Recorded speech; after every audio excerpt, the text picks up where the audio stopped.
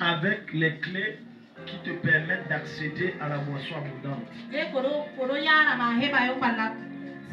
Et à partir de vendredi prochain, par la grâce de Dieu, nous allons enclencher une série d'enseignements sur un certain nombre d'esprits qu'on va attaquer. Alléluia. Dans le premier esprit qu'on va travailler avec, ça sera vaincre l'esprit de sécheresse. Donc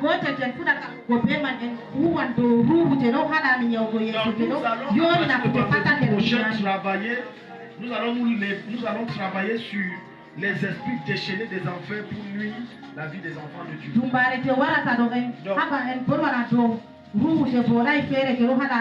Et comme on commence là, on va seulement aller comme ça jusqu'à la fin du mois de jeûne.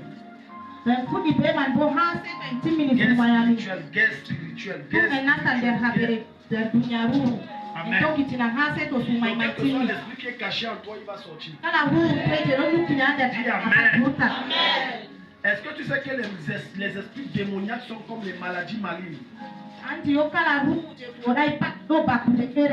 Une maladie maligne, c'est une maladie qu'on ne dépiste pas là. Il reste enfui et caché en toi. Il attend le bon moment. Après, quand tu as 67 ans, 50 ans, d'autres 45, 40 ans, tu as le diabète, tu as l'hypertension, tu as le cancer. La vérité est que cette maladie était là depuis. Donc, lorsque on prie intensément, on oblige le démon caché à sortir. Il y a des esprits qui te laissent avancer. Je te pose la question. Qu'est-ce que tu préfères entre le fait que tu as lancé une entreprise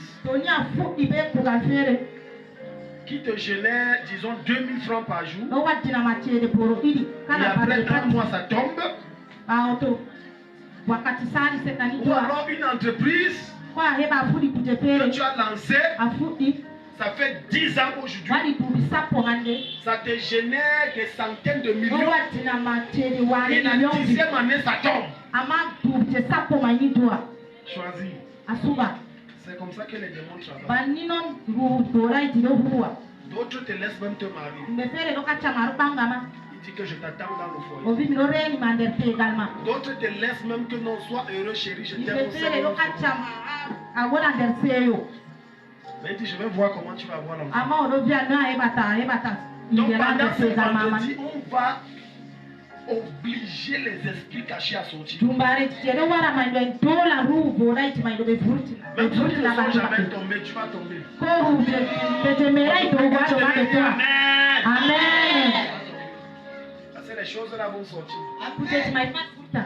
Psaume 67, verset 7 à 8. Écoute-moi. Lorsque tu veux vivre dans l'abondance constante, aie une vie de louange, d'adoration et de joie constante. Beaucoup d'entre vous ne vivent pas la faveur et la grâce de Dieu de façon permanente. Parce qu'ils ne savent louer et adorer Dieu quand tout va bien. Mais quand les choses se dégradent, il ne loue plus, il n'adore plus Dieu. La louange doit être une seconde nature, sinon une première chez toi. Laisse la joie de l'esprit qui en toi déborder. Laisse-la déborder. Laisse-la exploser. Laisse-la s'extérioriser. Laisse-la s'exprimer. Si tu es joyeux seulement lorsque les choses vont bien, alors ta joie est une joie éphémère et donc corruptible et donc fausse. Alléluia. Alléluia. Ta joie est fausse. Quand tu es né de nouveau, l'Esprit de Dieu fournit suffisamment de joie et de paix de Jésus en toi. Ça veut dire que je ne ris pas parce que les choses sont bien. Que les choses aillent bien, que les choses aillent mal, je suis toujours joyeux. Amen. Même lorsque je jeûne, le jeûne me tape, je suis toujours. Même comme on dit que vendre la famille n'a point d'oreille. C'est l'une des phases des armes que j'utilise pour terrasser Satan. En joie. Si je ne te dis pas que j'ai tel problème, tu vas pas. Donc, même l'église où j'étais hier soir en train d'enseigner, je leur disais là-bas que le problème des chrétiens, c'est qu'ils ne connaissent pas exploiter à fond leur joie. Pourquoi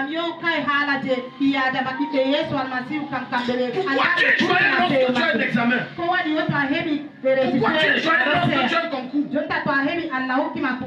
Pourquoi tu es joyeux seulement lorsqu'il y a un mariage? Un mariage. Mais pourquoi tu n'es pas si joyeux quand les choses vont mal? Est-ce que quelqu'un ici? Regarde. Somme 67, verset 7, il dit: Dieu nous bénit et toutes les extrémités de la terre le craignent. Verset 8. Ça s'arrête là-bas. Non, c'est que ton truc là remonte. Pourquoi tu veux m'embrouiller? 7. Oui. 7. La terre produira son fruit. Elohim, notre Elohim, nous bénira. Elohim nous bénira et toutes les extrémités de la terre le craindront. C'est 67 ça. Trouvez-moi lui second, je ne veux pas les versions.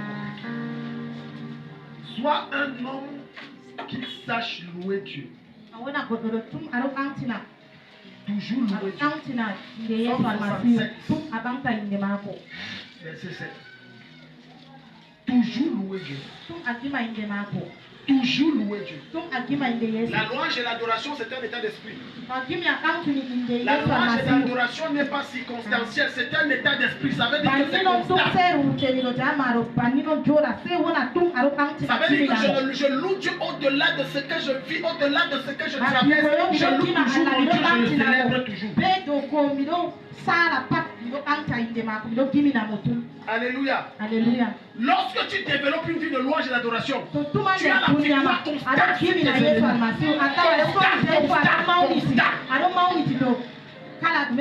que tu sais que la joie neutralise le stress? Est-ce que tu sais que lorsque ta joie est constante et elle est réelle, la peur quitte ton cœur? Un homme qui est constamment joyeux n'a peur de rien et de personne. La terre donne ses produits. Dieu, notre Dieu, nous bénit. Verset 8. Dieu nous bénit et toutes les extrémités de la terre le craignent. Verset, voilà, c'est le verset 6. Oh. Voilà, verset 6. Les peuples te louent, oh Dieu. Tous les peuples te louent. Tu as lu ça? Les peuples, rentre dans une autre la version que tu venais de mettre. Il dit les peuples te louent. Tous les peuples te louent. Il agit ça. Pourquoi c'est comme ça? Il agit ça. Ok. Les peuples te célébreront, Elohim. Tous les peuples te célébreront. Regarde le résultat lorsque tu es un homme de louange. La conséquence lorsque tu décides que ton cœur n'accepte plus les frustrations, mais que ton cœur n'héberge que la célébration et la louange. Verset 7, il dit, regarde la conséquence quand tu es un louangeur. La terre produira son fruit. Pourquoi ça produit le fruit? Elohim nous bénira. Pourquoi Elohim nous bénit? Parce qu'on passe le temps à le louer. Verset 6. Donc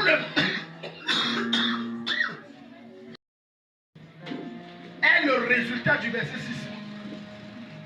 Quand tu es un homme qui loue, tout ce que tu cela se produit. Cela se multiplie. À cause de la louange. Car Dieu non qui loue. Des entreprises prospèrent. Parce qu'il y a deux choses que Dieu ne s'offre pas lui-même. Dieu est puissant. Dieu est redoutable. Mais il y a deux choses que Dieu ne peut pas se donner. Dieu ne peut pas se donner la louange et l'adoration. Voilà pourquoi il a besoin des anges et il a besoin de toi et de moi pour le louer. Et pendant que tu loues Dieu, son cœur est content. Il prend la coupe de bénédiction et il verse sur ta tête. Oui. Dieu ne peut pas dire je m'adore moi-même. Oh, je suis plus grand. Non. Il a besoin des personnes pour lui donner l'honneur qu'il veut. Donc, quand tu offres à Dieu ce qu'il ne peut pas s'offrir lui-même, Dieu te donne ce que tu ne peux pas te donner. Apprends à développer une vie de louange et d'adoration. C'est quand les choses sont compliquées. Il y a un temps où tu dois prier, mais il y a un temps où tu dois louer et adorer. Adorer et louer. Tu célèbres Dieu. Et on dit que mais toi on vient de te dire qu'on t'a renvoyé, tu dis et puis on ne te comprend pas. Est-ce que tu sais que lorsque tu payes quelque chose, lorsque tu traverses des temps compliqués, quand tu es en train de louer Dieu, Dieu peut changer ce qu'il avait prévu faire pour toi. Il peut précipiter la pluie de bénédiction en ta faveur. Oui. Le genre de louange qui monte, c'est le genre que le ciel célèbre Dieu. Verset 8 dit, Dieu vous bénit et toutes les extrémités de la terre le craignent. Tout ça, c'est la cause, c'est quoi? C'est la louange, c'est l'adoration. Et tu ne peux pas louer avec un visage attaché. Tu ne peux pas adorer Dieu avec un visage froissé. Tu as besoin de la joie. Alléluia. Il y a des gens qui s'habillent en fonction de leurs humeurs. C'est une erreur. Ne t'habille plus jamais en fonction de ton humeur. Habille-toi en fonction de la quantité et de la manifestation de la joie de Dieu qui se manifeste dans ton cœur. Imperturbable. Une joie imperturbable. J'ai remarqué une chose. Lorsque tu es quelqu'un qui est toujours en joie, ton humeur tous les jours est toujours bonne. Prenons-nous Jérémie chapitre 2, verset 19.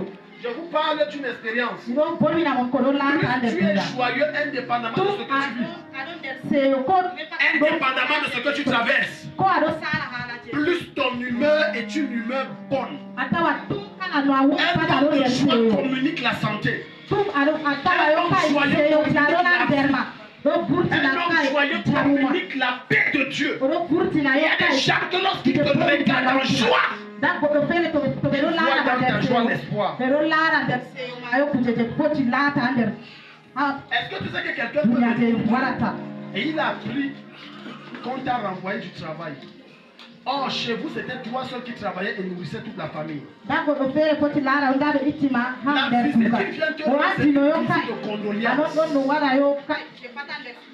Parce que c'est pose la question que, mais la femme, tu vas faire comment? Sur qu'elle est déprimée, sur qu'elle est abattue, sur mais qu'elle arrive. Et en temps de chez elle, elle a laissé un problème. Elle arrive à te voir.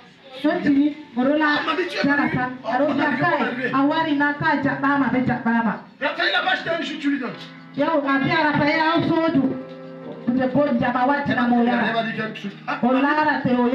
Je dis, finalement, tu as repris ou quoi?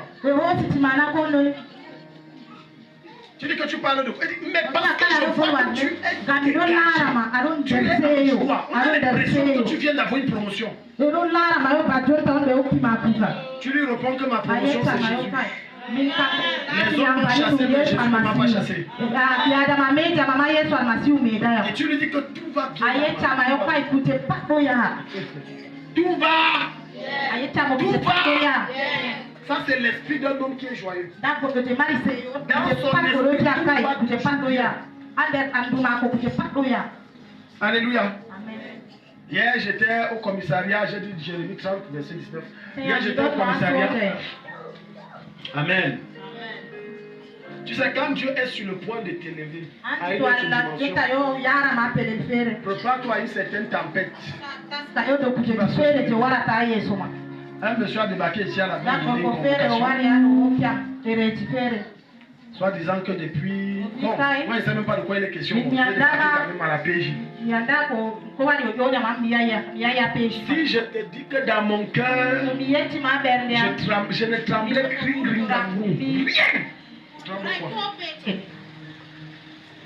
Je me suis habillé bien. Je suis arrivé.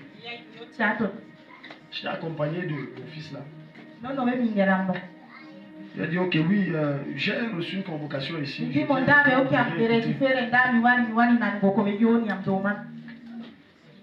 Si tu suis les choses qu'on a dit. J'ai dit que c'est toujours moi comme ça là. On me fait lire la plainte. Que depuis 2 ans que la femme là ici dans son foyer, c'est la catastrophe. Que je voyage avec sa femme comme je veux.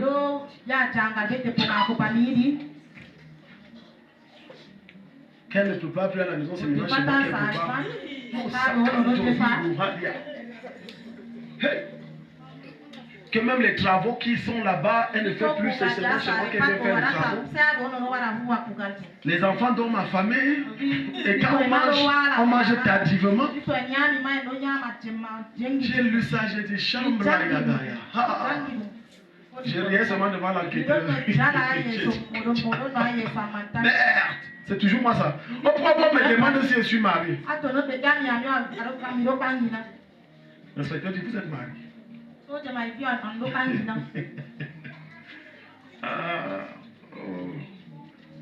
Et vous savez quoi?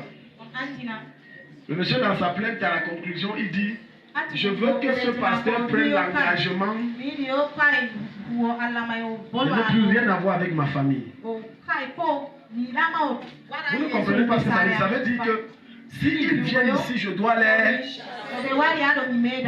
Tu es fou. Tu es fou. Donc moi, quand Dieu m'appelle, j'ai prêté serment de venir au secours des personnes en détresse. Donc quelqu'un je chasse. Ça ne va pas dans ta tête. J'ai dit à l'inspecteur, monsieur l'inspecteur, je peux signer l'engagement que je ne les appelle plus jamais. Mais l'autre qui vient, je les chasse jamais. Vous allez se demander. J'ai dit à l'inspecteur que vous allez me mettre en prison. Parce que j'ai prêté serment devant Dieu. Et tu me dis de trahir Dieu parce que j'ai peur des noms. J'ai dit inspecteur, je ne peux pas. Amenez-moi, vous allez m'amener. Après là-bas, on m'amène chez le commissaire. Je raconte au commissaire et tout. Le commissaire me redit les mêmes choses. Il dit que mais vous divisez les familles. J'ai dit ah bon.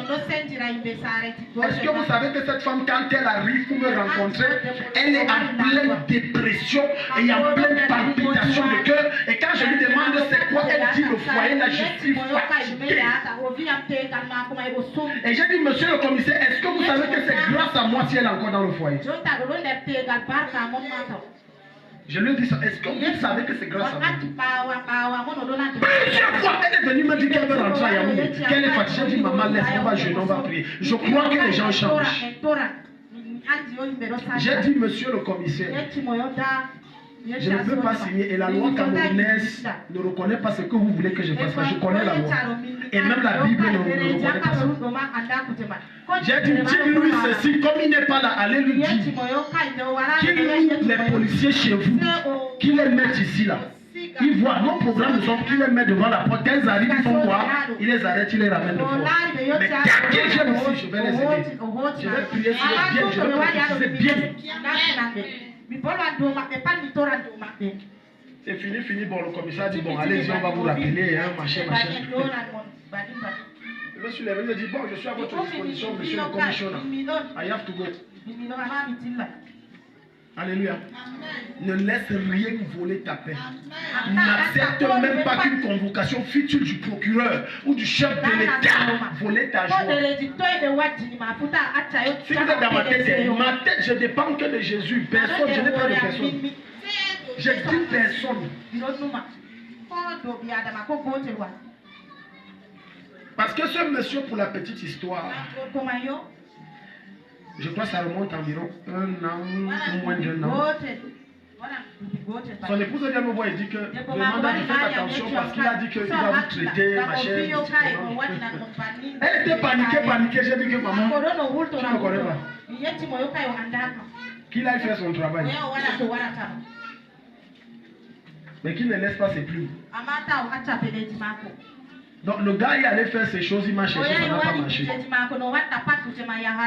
Il a donc dit à sa femme que, ok, je vais porter plainte. Elle croit qu'il blaguait. Il a donc amené la plainte. Amen. La joie te permet d'avoir le dessus sur les circonstances. Mais quand tu manques de joie, c'est la peur. Et quand la peur est là, le pourcentage de tes échecs sont élevés. Beaucoup de jeunes échouent aux examens à cause d'une chose, la peur. La peur enfante le manque de confiance en soi. Mais quand tu es toujours en joie, quand tu t'assois en salle d'examen, même lorsque l'épreuve est difficile, la joie te permet de réfléchir avec un esprit posé. Mais la peur te convainc que tu as déjà échoué. À compter de ce soir, je prie pour toi, la joie de Dieu est permanente dans ton cœur. Amen. Que tu gagnes, que tu perdes, la joie de Dieu est permanente. Amen. Amen. Jérémie 30, verset 19, il dit: du milieu d'eux se lèveront des actions de grâce et des cris de réjouissance. Je l'ai mis. Regarde. Lis ça comme moi. Regarde ce que la joie produit. Quand tu es un homme de louange, un homme de célébration, un homme qui constamment passe son temps à louer Dieu. En réalité, dans la vie d'un chrétien, il n'y a pas d'échec. Quand je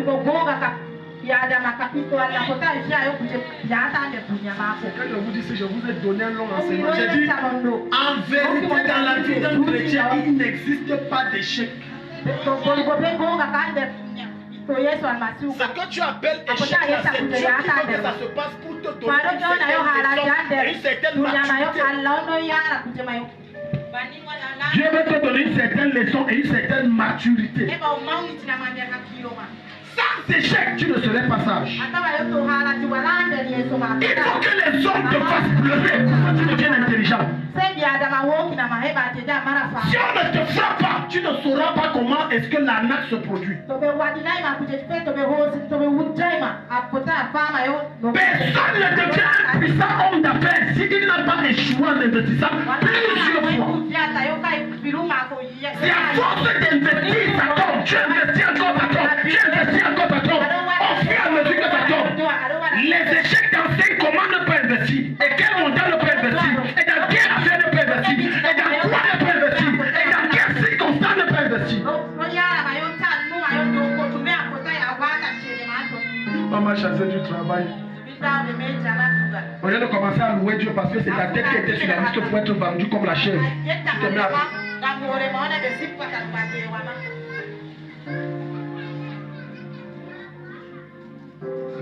Du milieu d'eux s'élèveront des actions de grâce et des cris de réjouissance. Maintenant, quand tu élèves les actions de grâce et les cris de réjouissance, qu'est-ce que Dieu donne?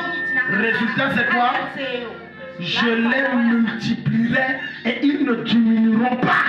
Je les honorerai et ils ne seront pas méprisés. Je déclare dans ta vie, pendant que tu mènes une vie de louange et de joie, tu te multiplies à l'extrême. Donne un mot amen. Tu te multiplies. Arrête de pleurer. Dis à ton voisin, arrête de pleurer.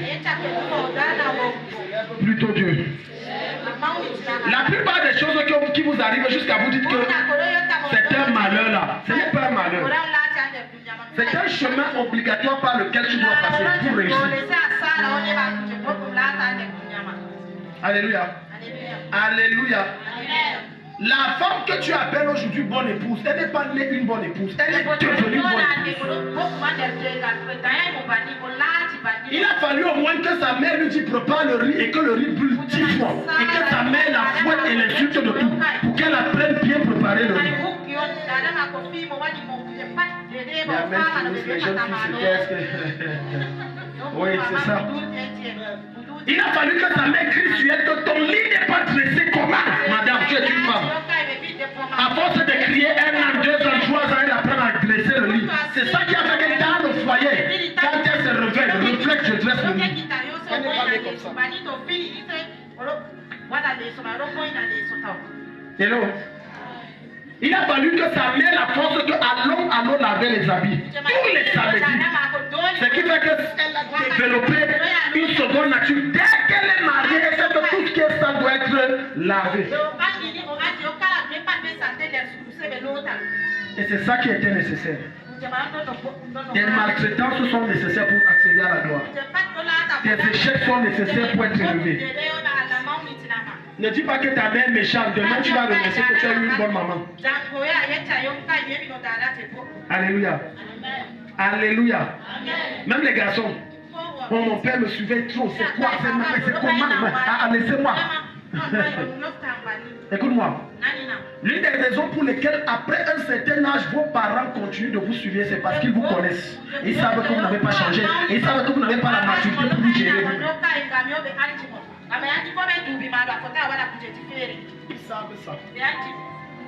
Vous savez, dimanche dernier, après le culte, une de mes filles est venue me voir au salon.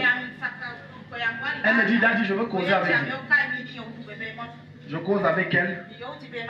Elle dit, Daddy, j'ai mal. Je dis, c'est quoi? Elle me dit, vous vous rendez compte, Daddy? Celle que je prenais pour ma soeur,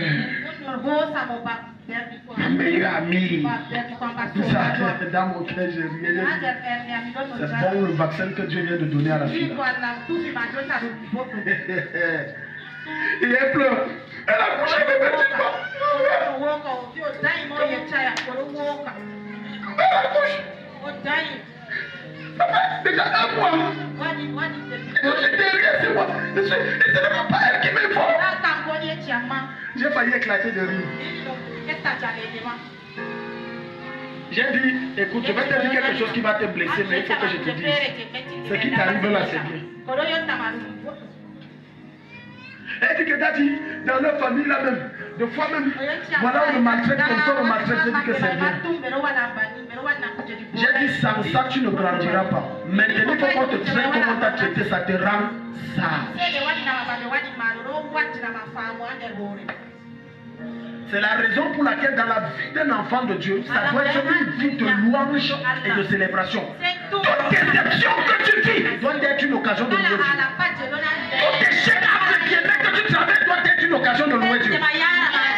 Tout malheur qui t'arrive, c'est une occasion de louer Dieu. Pourquoi? Parce que Dieu t'a révélé meilleur, t'a réservé meilleure chose que ces choses-là. Il y a des gens que Dieu amène la déception à travers eux pour te séparer d'eux. Et c'est une délivrance. Mais tu ne sais pas que c'est une délivrance. Parce que tu veux que Dieu te montre ce qui fait de mauvais. Dieu ne te montrera jamais. Dieu va seulement te séparer. L'un des signes majeurs, l'une des conséquences authentiques de la louange, c'est la multiplication. Quand tu loues Dieu, tu te multiplies. Les choses que tu fais se multiplient. Combien d'entre vous, lorsqu'ils entrent dans leur bureau, dans leur lieu de service, dans leur salle de classe, dans leur commerce, commencent après la prière par louer Dieu? Est-ce que tu sais que lorsque tu chantes des cantiques et que tu loues Dieu, ça neutralise les activités démoniaques? Les pratiques qu'on a fait quand tu n'étais pas là. Et là où tu viens, tu t'assois, on a travaillé mystiquement. Quand tu loues Dieu, ça neutralise les choses. Alléluia. Est-ce que vous savez ça? Tu loues Dieu. Alléluia. Tu arrives, oh, tu te mets à célébrer Dieu. Tu te mets à louer Dieu. Dieu ne te révélera jamais tout. Parfois, tu vas arriver à te dire qu'on a pratiqué 2 fois et la plupart du temps, il ne te dira pas qu'on a pratiqué. Mais quand tu te mets à louer Dieu, quand tu te mets à adorer Dieu, ça détruit les activités qui ont été faites contre toi. Ça renvoie les âmes et les incantations à l'envoyeur. Reçois l'esprit de louange et de joie au nom de Jésus. Amen. Reçois l'esprit de joie et de louange au nom de Jésus. Amen. Ouvre-nous 1 Thessaloniciens 5, 17. La louange, la joie. Au ciel, on ne se fâche pas au ciel. On ne pleure plus au ciel. On ne se plaint plus au ciel. Au ciel, on passe son temps à louer, adorer Dieu et on est dans la joie. Toujours dans la joie. Hier, quand j'étais dans cette église et que j'étais en train de leur dire que Dieu demande aux membres de mon église, demande quand est-ce qu'ils me voient fâché, tu vont te dire voilà, maman dit même pas. Pourquoi tu veux que je donne? Est-ce que c'est ça que quand tu te fâches, Satan est content? Quand tu boudes, le diable est content. Ça lui plaît. Alléluia. L'une des façons pour ma mère de choquer mon père quand il l'a maltraité, elle louait Dieu et elle était toujours joyeuse, mais son cœur pouvait seulement sortir du corps. Elle louait Dieu. Oh Seigneur, tu es bon. Si je la traite mal et elle est toujours souriante là, c'est comment? C'est comme ça le diable. Le diable aime te voir frustré, crispé, pleurant. Dis Seigneur, pourquoi Satan aime ça? Mais quand tu es toujours joyeux, le diable se fâche. Quand tu es toujours joyeux, le diable ne trouve pas l'opportunité de s'aimer la haine et la rancœur dans ton cœur.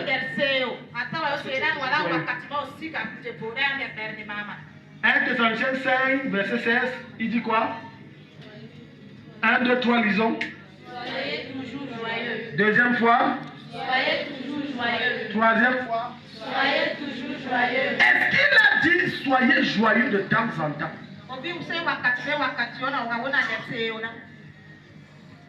Qui n'a jamais traversé des moments de tristesse ici? Des moments difficiles, des moments de douleur. Mais il te dit que dans ce verset-ci où il parle, il dit, même quand c'est des temps difficiles, sois toujours joyeux. Autrement dit, ne laisse aucune circonstance voler ta joie. Encore moins un homme comme toi voler ta joie. N'accepte pas. N'accepte pas. Il y a des gens que vous côtoyez, ça les plaît quand ils vous voient le visage froncé. Vous ne savez pas. Ils aiment ça. Quand ils vous voient toujours joyeux, ça les énerve. Pourquoi le gars, la femme c'est encore joyeuse, il y a quoi encore? Est-ce que tu sais que tu es la bonne nouvelle de Dieu? C'est pour ça que tu dois être toujours joyeux. Tu portes en toi la vie de Dieu. Tu portes en toi la Zoé de Dieu. Ça veut dire partout où tu passes, tu dois la communiquer par ta joie. Quand tu arrives où c'est sec, tu communiques par la joie. Alléluia. Prochain point. Quelqu'un est béni ce matin, ce soir.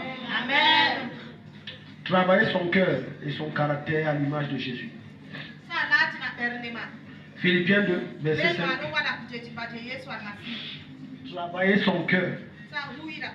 Travailler son cœur. Même la joie qu'on parle, ça vient du cœur.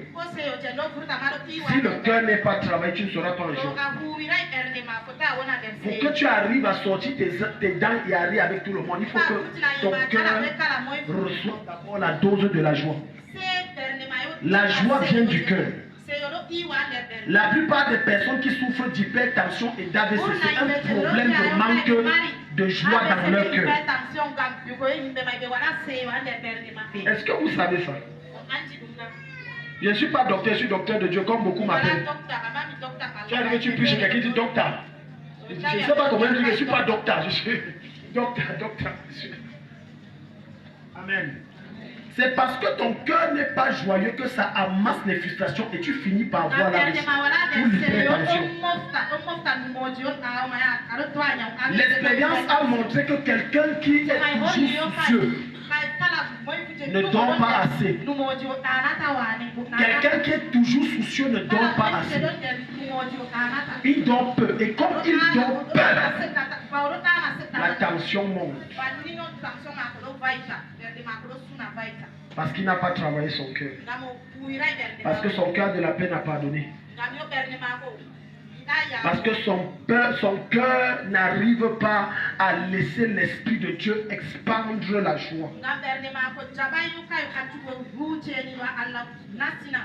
Les personnes les plus frustrées et les plus blessées et les plus choquées sont les personnes mariées. Toi qui n'es pas marié, tu ne peux pas comprendre. Au début, quand ils se sont rencontrés, c'était la joie, c'était le paradis.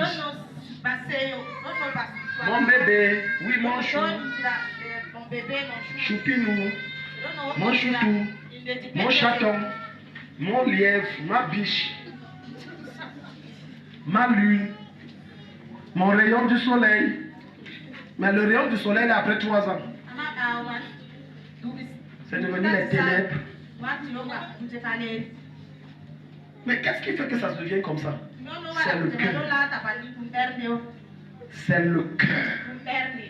Il y a d'autres qui restent mariés parce que je vais aller où? D'autres restent mariés parce que la famille va dire quoi? Surtout chez nous en Afrique. Si je quitte, la famille va penser quoi? Parfois même, tu vas aller dire à cette famille, à ta famille, qu'il me tape. Il m'attache même souvent. Et il me jette au placard. Et il me bande la bouche. Et il ferme les yeux. 3 jours, 3 nuits, ne mange pas. C'est la même famille qui va dire supporte.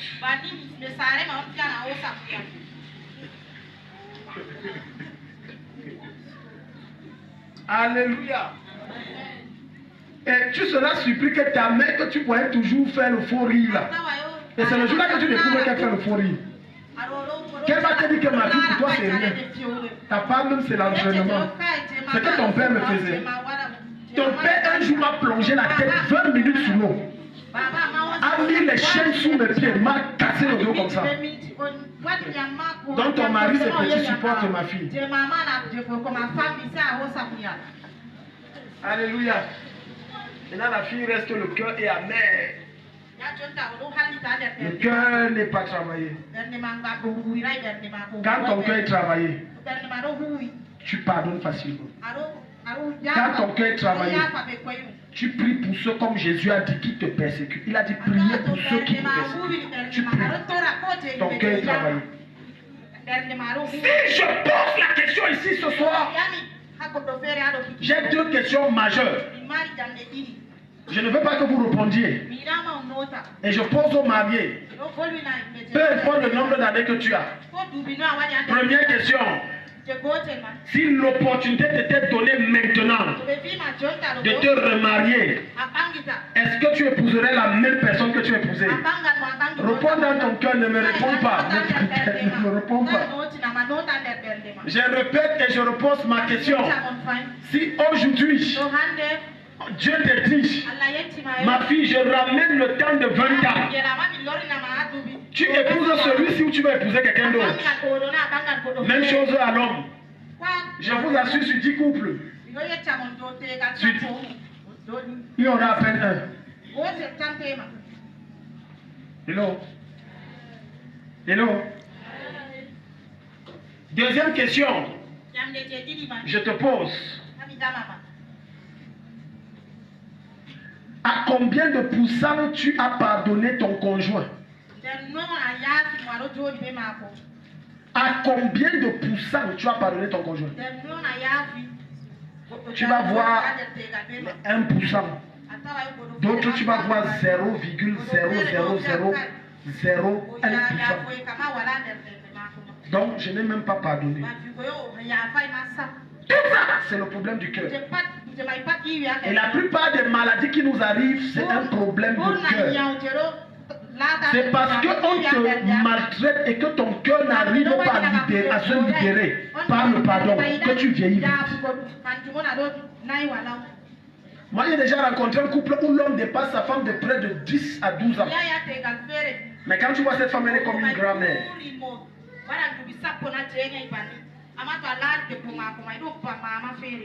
Parce que le cœur a de la peine à se défaire. Beaucoup ici sont assis et marchent avec des blessures dans leur âme. Et c'est l'une des raisons pour lesquelles Dieu ne t'exauce pas, parce que tu as tellement de blessures dans ton âme. Le Saint-Esprit veut penser ces blessures, mais tu refuses. Parce que tu penses qu'en gardant ces blessures, ça te rappelle le mal et ça t'amène à vouloir te venger. Toute blessure que tu ne penses pas, Satan s'en servira pour t'amener à faire le mal. Toute blessure que tu ne penses pas. Regarde. Philippiens chapitre 2.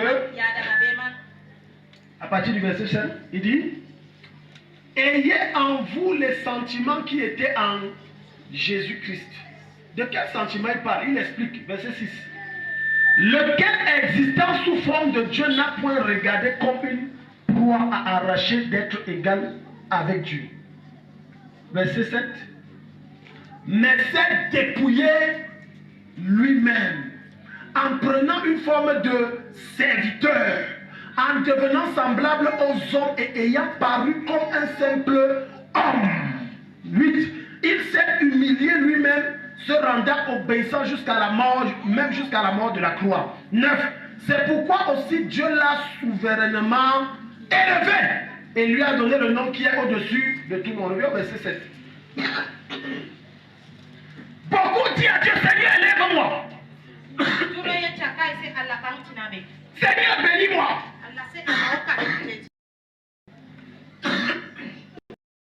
Et que Dieu n'exauce pas, c'est parce que ton cœur n'a pas suffisamment reçu la maturité qu'elle devrait avoir. Certains ici sont le nom directeur d'école primaire ou proviseur d'un lycée. Dieu même sait que c'est mon enfant, mais il va maltraiter les gens là-bas. Il va devenir un pharaon. Dieu dit: tu vas rester enseigner là sur place, même 10 ans. Il